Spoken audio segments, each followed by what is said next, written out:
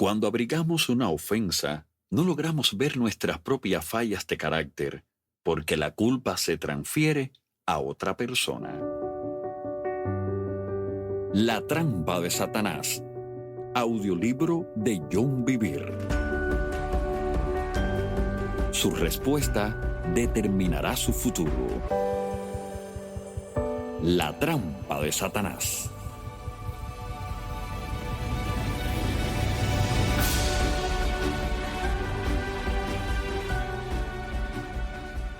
Capítulo 6.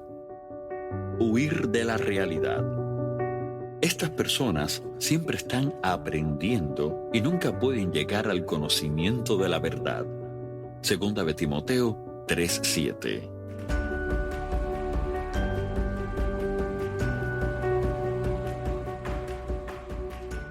Muchas veces me preguntan, ¿cuándo debería dejar una iglesia o un ministerio? ¿Cuán mal deben llegar a estar las cosas? Entonces respondo con otra pregunta. ¿Quién lo envió a esa iglesia a la que está asistiendo? La mayoría de las veces me contestan, Dios. Si Dios lo envió allí, explico, no se vaya hasta que Dios le dé la libertad de hacerlo. Si el Señor guarda silencio, la mayoría de las veces es que está diciendo, no cambies nada, no te vayas, quédate donde yo te he puesto. Cuando Dios nos diga que nos vayamos, nos iremos en paz sin importar en qué situación esté el ministerio. Ciertamente con alegría saldréis y en paz os iréis. Isaías 55:12. Por lo tanto, la partida no será motivada por las acciones o el comportamiento de otras personas, sino por la guía del Espíritu Santo. El hecho de dejar un ministerio no depende de cuán mal andan las cosas. Salir de una iglesia con un espíritu crítico u ofendido no es el plan de Dios. Esto significa reaccionar en lugar de actuar siguiendo su guía. Romanos 8:14 dice, porque todos los que son guiados por el Espíritu de Dios, estos son hijos de Dios. Observemos que no dice, porque todos los que reaccionan ante las situaciones difíciles, estos son hijos de Dios. Casi siempre que la palabra hijo se utiliza en el Nuevo Testamento, proviene de dos palabras griegas, teknon y huios. Una buena definición de la palabra teknon es aquel que es hijo por el mero hecho del nacimiento. Cuando nació mi primer hijo, Addison, él era un hijo de John Bevere, solo por el hecho de que provenía de mi esposa y de mí. Cuando estaba en la sala, en medio de todos los otros recién nacidos, no era posible distinguirlo como hijo mío por su personalidad. Cuando nuestros familiares y amigos vinieron a visitarlo, no hubieran podido reconocerlo excepto por el cartel que llevaba su nombre colocado sobre su cuna. Él no poseía nada que lo distinguiera. Addison era considerado un teknon de John y Lisa Bevere. Encontramos la palabra teknon en Romanos 8:15-16. Allí dice que, dado que hemos recibido el espíritu de adopción, el espíritu mismo da testimonio a nuestro espíritu de que somos hijos teknon de Dios. Cuando alguien recibe a Jesucristo como su Señor, es hijo de Dios por esa experiencia del nuevo nacimiento. Ver Juan 1:12. La otra palabra griega que se traduce como hijos en el Nuevo Testamento es huíos. Muchas veces se utiliza en el Nuevo Testamento para referirse a aquel que puede ser identificado como hijo dado que muestra el carácter o las características de sus padres. A medida que mi hijo Addison crecía, comenzó a parecerse a su padre en su apariencia física y su manera de actuar. Cuando tenía 6 años, Lisa y yo tuvimos que hacer un viaje y lo dejamos con mis padres. Mi madre le dijo a mi esposa que Addison era casi una copia al carbón de su padre. Su personalidad era como la mía cuando yo tenía su edad. A medida que crecía, fue pareciéndose más y más a su padre. Ahora puede ser reconocido como hijo de John Bevere, no solo por el hecho de su nacimiento, sino por las características y la personalidad que reflejan las de su padre. Así que, para decirlo de forma simple, la palabra griega teknon significa bebés o hijos inmaduros, y la palabra huios se utiliza generalmente para referirse a los hijos maduros. Si observamos una vez más Romanos 8:14, vemos que dice, porque todos los que son guiados por el Espíritu de Dios, estos son hijos huíos de Dios. Vemos claramente que son los hijos maduros los que son guiados por el Espíritu Santo. Es menos probable que los cristianos inmaduros sigan la guía del Espíritu de Dios. La mayoría de las veces responden o reaccionan de modo emocional o intelectual a las circunstancias que enfrentan. Aún no han aprendido a actuar solamente según la guía del Espíritu de Dios. A medida que Addison vaya creciendo, progresará en el desarrollo de su carácter.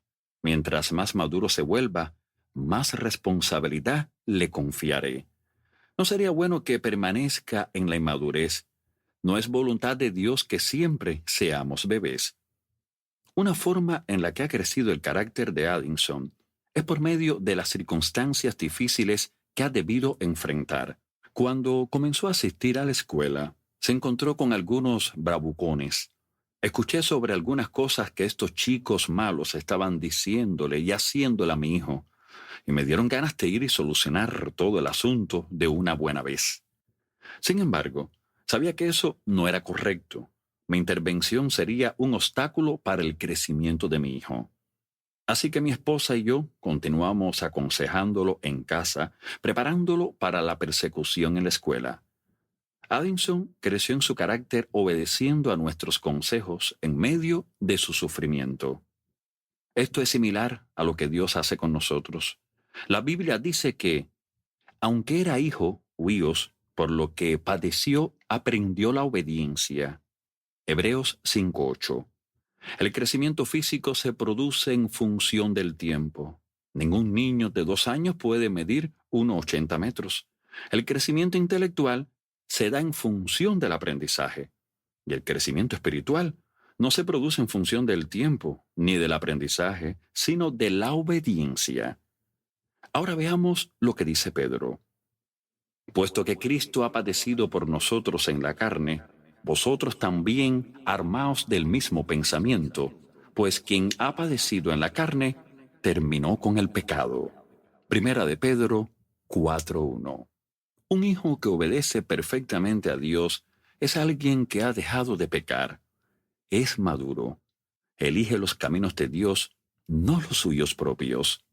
Así como Jesús aprendió la obediencia por medio de lo que padeció, nosotros aprendemos a ser obedientes por medio de las circunstancias difíciles que enfrentamos.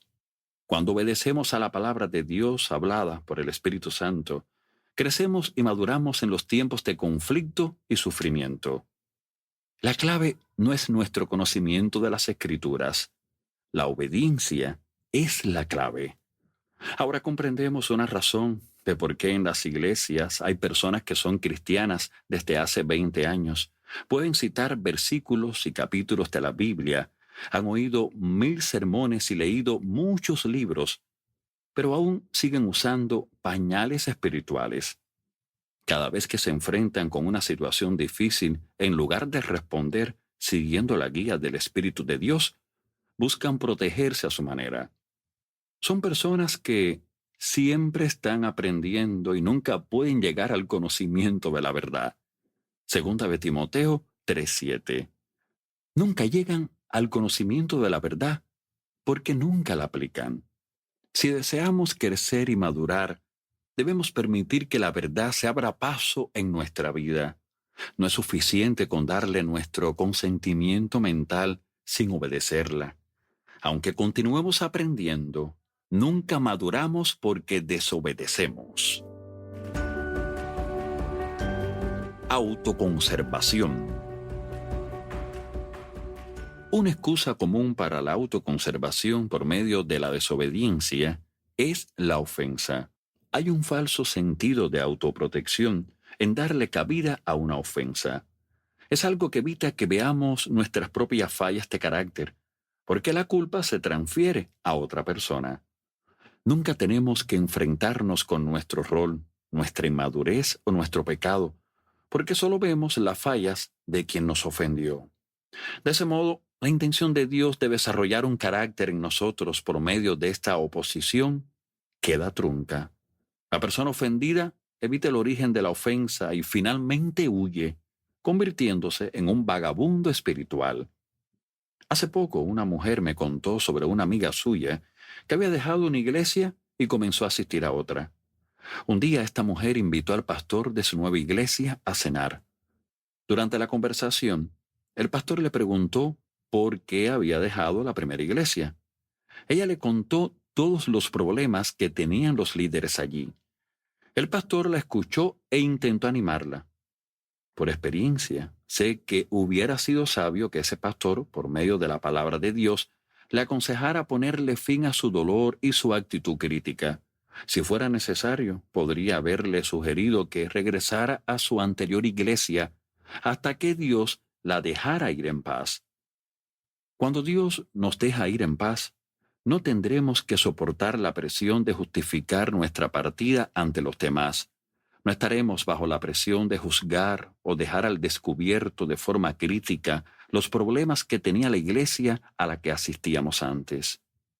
Yo sabía que solo sería cuestión de tiempo antes de que esta mujer comenzara a responder ante su nuevo pastor y sus nuevos líderes de la misma manera que lo había hecho en la otra iglesia.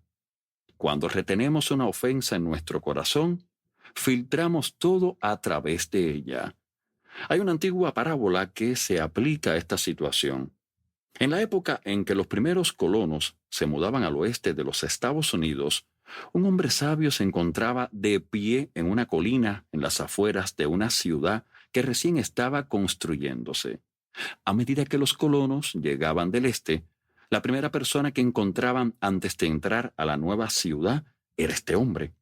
Ansiosamente, todos le preguntaban cómo era la gente de ese lugar. Él les respondía con una pregunta: ¿cómo era la gente de la ciudad de la que usted salió? Algunos decían: la ciudad de la que venimos era malvada. La gente era maleducada y chismosa, y se aprovechaba de los inocentes. Estaba llena de mentirosos y ladrones. Entonces el sabio les explicaba: esta ciudad es igual a la que acaban de dejar. Ellos le agradecían por haberles ahorrado tener que pasar de nuevo por el problema que acababan de dejar y seguían más adelante hacia el oeste. En cierta ocasión llegó otro grupo de colonos y le formuló al hombre la misma pregunta: ¿cómo es la ciudad? El hombre sabio les preguntó a su vez: ¿cómo era la ciudad de la que ustedes han salido? Ellos respondieron: era hermosa. Teníamos muchos amigos amados. Todos se preocupaban por los demás. Nunca había escasez de nada, porque todos cuidábamos de todos. Si alguien tenía un proyecto importante, la comunidad entera se reunía para ayudarlo. Fue una decisión muy dura la de dejar ese lugar, pero nos motivó la idea de abrir el camino para las generaciones futuras, yendo al oeste como pioneros. El anciano sabio les dijo exactamente lo mismo que le había dicho a los demás: esta ciudad es igual a la que acaban de dejar. Y ellos respondieron con gozo: quedémonos aquí. Como estas personas veían sus relaciones pasadas, afectaba el modo en que desarrollarían sus relaciones futuras. La forma en que dejamos una iglesia o una relación es la forma en que entraremos en la próxima iglesia o relación. Jesús dijo en Juan 20:23: a quienes remitiereis los pecados, les son remitidos, y a quienes se los retuviereis, les son retenidos. Retenemos los pecados de otras personas cuando retenemos una ofensa y abrigamos resentimiento. Si dejamos una iglesia o una relación sintiéndonos resentidos y amargados, entraremos a la próxima iglesia o relación con esa misma actitud. Entonces será más fácil abandonar esa próxima relación cuando surjan problemas. No solo estamos tratando con las heridas que se producen en la nueva relación, sino con las que quedaron de la relación anterior. Las estadísticas dicen que de 60 a 65% de las personas que se divorcian terminan divorciándose de nuevo luego de casarse otra vez. La forma en que una persona deja su primer matrimonio determina el patrón de comportamiento que seguirá en el segundo. La falta de perdón que demuestra hacia su primer cónyuge es un obstáculo para su futuro con el segundo. Al culpar al otro, se ciega las fallas de su propio rol o sus características. Y para hacerlo todavía peor, ahora se agrega el temor a ser herido. Este principio no se limita al matrimonio y el divorcio. Puede aplicarse a todas las relaciones. Un hombre que había trabajado para otro ministro se integró a nuestro equipo. Él resultó herido por su anterior líder, pero el tiempo había pasado y sentí que el Señor me indicaba que le pidiera que viniera a trabajar con nosotros. Yo creía que estaba en el proceso de superar esa herida. Llamé al que había sido su líder y le comenté mi idea de incorporar a este hombre a nuestro equipo. Él me animó y me dijo que era una buena decisión, ya que sabía que yo los apreciaba mucho a ambos. Pensaba que este hombre podría sanarse por completo mientras trabajara para nosotros. Les dije a ambos que estaba orando para que su relación se sanara y fuera restaurada. Cuando el hombre se integró a nuestro equipo, comenzó a haber problemas casi de inmediato. Yo intervenía para solucionar las cosas, pero el alivio era solo temporal. Parecía que este hombre no podía superar los problemas de su relación anterior. Era algo que volvía a acosarlo todo el tiempo. Hasta llegó a acusarme de hacer las mismas cosas que había hecho su anterior líder. El hecho de que este hombre estuviera bien me preocupaba más que lo que él pudiera hacer como empleado nuestro. Hice algunas excepciones en su caso que no hubiera hecho con otro, ya que deseaba verlo sano. Finalmente, él renunció solo 2 meses después. Se sentía atrapado en la misma situación que había vivido antes. Se fue diciéndome: John, nunca volveré a trabajar en un ministerio. Lo bendije y lo vi partir. Nosotros los amamos mucho a él y a su esposa. Lo triste es que en su vida hay un fuerte llamado para desempeñarse en eso mismo que ha abandonado, aunque esto no significa que no vaya a tener éxito en otras áreas. Después que él se fue, me sentí inquieto y busqué al Señor. ¿Por qué se fue tan rápidamente si ambos sentíamos que era la persona adecuada? Unas semanas después, el Señor utilizó a un sabio pastor amigo mío para darme la respuesta. Muchas veces Dios permite que las personas huyan de situaciones que Él desea que enfrenten, si en su corazón ellas lo han decidido así. Entonces me relató la historia de Elías, cuyo de Jezabel, Primera de Reyes, capítulos 18 y 19. Elías acababa de ejecutar a los malvados profetas de Baal y Acera. Estos hombres habían llevado a la nación a la idolatría y comido a la mesa de Jezabel. Cuando ella lo supo, amenazó con matar a Elías dentro de un plazo de 24 horas. Dios deseaba que Elías la enfrentara, pero en cambio, él huyó. Se sentía tan desanimado que oró deseando morir. No estaba en condiciones de cumplir con la tarea. Dios envió un ángel para alimentarlo con tortas y le permitió que huyera durante 40 días y 40 noches hacia el monte Horeb. Cuando llegó, lo primero que Dios le preguntó fue: ¿Qué haces aquí, Elías? Parece una pregunta muy extraña. El Señor le había dado comida para el viaje, le había permitido partir, y ahora, cuando llegaba, le preguntaba: ¿Qué haces aquí, Elías? Dios sabía que Elías estaba decidido a escapar de la difícil situación. Por eso lo permitió, aunque es obvio por su pregunta que este no era su plan original. Entonces el Señor le dijo a Elías: Ve, vuélvete por tu camino, por el desierto de Damasco, y llegarás, y ungirás a Hazael por rey de Siria, a Jehú, hijo de Nimsi, ungirás por rey sobre Israel, y a Eliseo, hijo de Safat, de Abel Meola, ungirás para que seas profeta en tu lugar. Primera de Reyes 19:15. Bajo los ministerios de Jehú y Eliseo, esta malvada reina y su maligno sistema fueron destruidos. Segunda de Reyes, capítulos 9 y 10. Esta tarea no fue completada por Elías, sino por los sucesores que Dios le dijo que pusiera en su lugar.